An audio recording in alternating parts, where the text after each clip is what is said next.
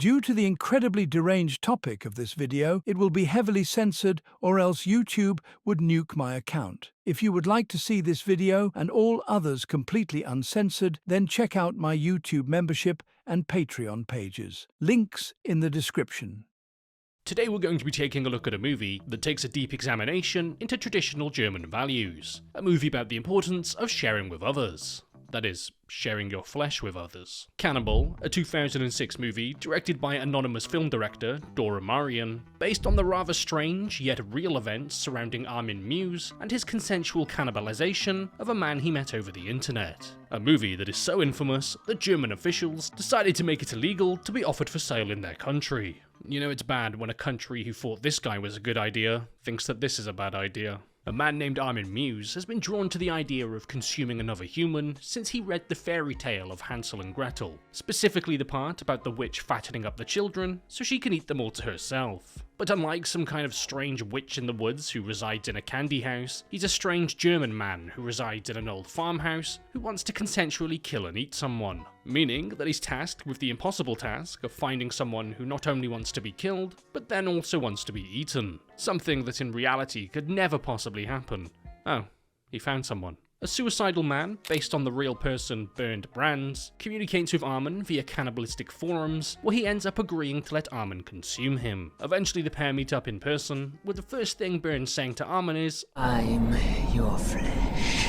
A pretty big indicator of just how cheesy and corny the dialogue in this movie is going to be, something which honestly isn't all that surprising to me, considering that it's a movie which consists of two people with a few screws loose in their brains. After taking Bernd back to his house and leaving the room to make some tea, he returns to find that Bernd is more of a hot coffee fan, as he's now sat there completely naked, getting his bum germs all over the furniture. Because he really wants a willing participant, Armin then asks him one final time, "Is this something that you really want to do?" with it being something that Bernd very much wants to do. The thing is, it's not just a cannibalism thing for them, it's a fetish thing. So after each of their intentions are made clear, they then spend the next few hours feeding each other, tonguing each other, and throwing balls around in the garden while their own balls are hanging out. Traditional German pastimes for friends to engage in. So after a night of drinking, kissing each other's toes, and hanging out naked with the homie, Armin takes Bernd to his specially prepared slaughter room, where he starts a video recording.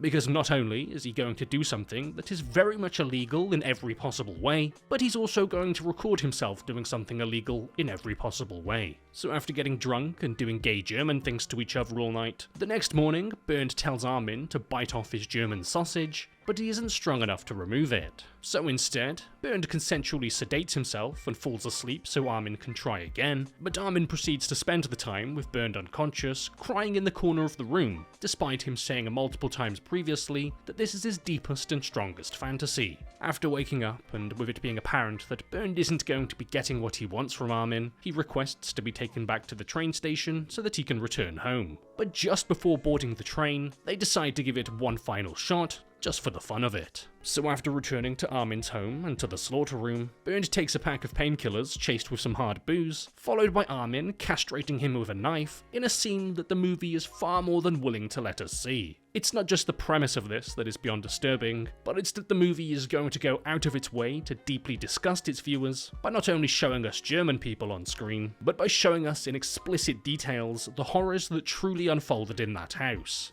Horrors like Armin frying up Bernd's Frankfurter so the pair can share a nice healthy meal together as Bernd slowly bleeds to death in the kitchen. And after the pair hit their protein goal for the day, Bernd is then given a bath where he experiences his first ever period, where eventually he bleeds to death. Armin removes his body from the bath and carries him all the way down the stairs and out into his barn, as Bernd's body decides to excrete all of its remains from his bowels all over the floor of Armin's house. After struggling to move the remains of this man all by himself, but eventually reaching the barn, he discovers that Bernd is actually somehow still alive, despite having no wiener and also being covered in poo, so Armin finishes off the job. His time with a living Bernd was just the beginning of his fun. Now that he's been given someone who willingly allowed themselves to be killed, Armin can now proceed to hang the body up by its ankles, and begin systematically butchering it while keeping all of the remains. After draining him of his blood and removing all of his organs, Armin proceeds to hack open his chest cavity, where he creates a nice little flesh pocket for himself, before he then proceeds to tongue the stump.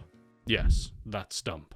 The next 20 or so minutes of the movie consists of him slowly butchering the carcass and occasionally fondling some of the entrails, before eventually cooking up his human remains in the kitchen while his nuts are hanging out as he creates a traditional German meal. It's a movie that seemingly exists purely for the shock factor, over the potential realism aspect of it actually being a real crime. Something which kind of makes it less impressive in retrospect, considering that it's completely disgusting for the sake of being disgusting, but it doesn't even contain one original thought. It's not a unique idea that the creators came up with to try and truly disturb someone, it's taken from something that already happened. But poor dialogue, an incredibly slow yet boring first 30 minutes or so, doesn't lend itself to creating an entertaining movie. Not forgetting the further attempts to unsettle the viewer, with the constant ASMR-style heavy mouth breathing, and wet sloppy chewing sounds as we watch the latest ASMR Cannibal mukbang video, as hearing those sounds in my ears just make me uncomfortable. Someone get this German man out of my head. The movie then ends with Armin finally having his desired feast created with the remains of Bernd, as his head then sits at the end of the table so he can be a present dinner guest to his own consumption. After finishing off the meal, Armin then proceeds to thoroughly enjoy watching back the home video he created. Yes, he really did decide to film the entire thing as a vlog, and then the movie ends. And I would say that this movie is nothing more than just homoerotic, cannibalistic exploitation, but honestly that's exactly what the real incident was too. There's plenty in this movie that is downright nasty simply for the sake of being nasty, but what separates this exploitation movie from plenty of others that exist purely to shock is that it actually happened. While this movie does follow the lead up to the incident itself, what this movie doesn't do is touch on the aftermath. The aftermath being the incredibly bad wind that Armin suffered after consuming a fellow human being. Taking it back before the incident, Armin was a computer repair technician, known locally as a well-mannered, polite gentleman, which would often be involved with the community, such as helping to organise events, being someone who would dress up as Santa Claus for the local children, and sometimes even do babysitting for them. But deep down inside, like most Germans, he was hiding a dark secret. Starting as a young child, due to his exposure to slaughterhouse and butchering animals in rural Germany, mixed with his childhood fondness for the Hansel and Gretel story, involving a witch fattening up children to eat, his desires and temptations would begin to grow and become stronger over the years. A desire to consume another human being something that he was thinking about since being a young boy, as Armin stated that due to not having many friends, Armin created an imaginary little brother named Frankie for himself that he would slowly start to develop sexual feelings towards. He started to desire to become one with his imaginary Frankie by quite literally consuming him, and even strongly considered propositioning a male classmate of his that resembled Frankie to ask if he could cut off a piece of him to consume, but decided against that, and it would be best for him to not be a complete weirdo in public, leading him to gravitate towards the internet to use as an outlet towards his urges. As he got older, he would attempt to satisfy his own desires by creating home videos of himself for personal use, which often involved covering himself in ketchup to mimic blood, or hanging himself up by his feet resembling a slaughtered animal carcass. And a fair few years of weird shenanigans like that is what leads us up to the introduction of the movie, with Armin using online forums to communicate with other likewise people, where he'd then openly begin expressing his interest in finding someone to consensually be killed and then eaten. Posting over 60 advertisements throughout the internet, and getting many replies, with just as many people backing out once they realised how serious he was. Eventually, he would come in contact with Bernd, who on the 5th of February 2001 would agree to Armin's plan. Bernd wasn't so much interested in the cannibalistic aspect of this, but he did want to be castrated and then he did want to die. And fearing that he'd be committed, rightly so, for castrating himself, he decided that the next best thing to do was to be killed and consumed by a funny little German man. And just over a month after first contact, the pair would meet up at a train station and return to Armin's home, where, like the events depicted in the movie, Armin intended to live with Bernd for a while before the pair commit to the act, but apparently in the real events, Bernd was quite eager to get along with things and insisted that it would happen the very same day. Even the attempted biting isn't something that was dramatised for the movie, as it was their original plan for Armin to bite it off, but after he wasn't able to get through it with his mouth, then they ended up using a knife. Something which Bernd was apparently not very satisfied with, due to the sensation of pain not being as intense as he hoped. And just like in the movie, they even attempted to consume it, but Armin accidentally overcooked it and ended up burning it, to the point where neither of the men could enjoy the meal, resulting in Armin feeding it to his dogs. Not being able to source any more bratwursts, Brand would be taken into the bath like in the movie, except unlike the movie, Armin would not stay by his side. Instead, he had better things to do, like to go read a Star Trek book in the other room. Thing is about Armin, he's a dedicated man. He wants to read a book,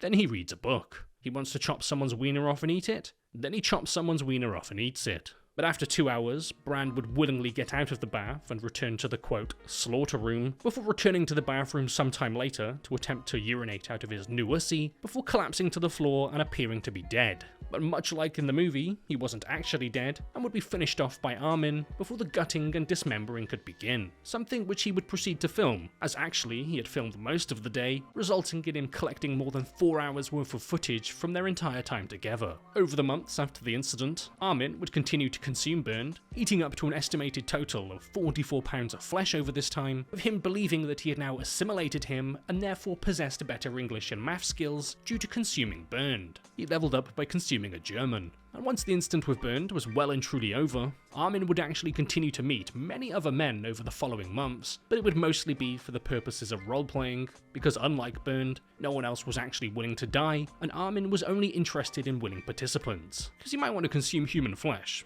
But he's not an animal. All of this would continue until the 9th of July in 2002, when an Austrian university student would discover one of Armin's new advertisements, because yes, he was still trying to find people to do this to. And after confirming with Armin that he genuinely wanted to go through with it, the student would alert the police, resulting in Armin's arrest on the 10th of December. And after that, it was all over for Armin, as once the police searched his property, they would discover Bernd's head, hands, feet, and a few of his bones, as by that point, most of his body had been entirely consumed, as well as discovering Armin's nice little convenient home video that he made of himself, killing, butchering, and eating a man. So there wasn't exactly any talking his way out of this one. But at the trial, it was acknowledged that Armin didn't do any of this by forcing his victim, but considering that he actually did kill him, it didn't matter, because obviously killing someone is very illegal. Well, I mean, unless your country is paying you to do it. At first, he would only be convicted of manslaughter and sentenced to a mere 8.5 years in prison for this, but later a retrial would actually find him guilty of murder, resulting in Armin receiving life imprisonment. But funnily enough, in an interview with a newspaper, Armin would actually express his regret for killing and eating Bernd, and mentioned that he'd since become committed to becoming a vegetarian. Yeah, it's a little bit late for that one, mate.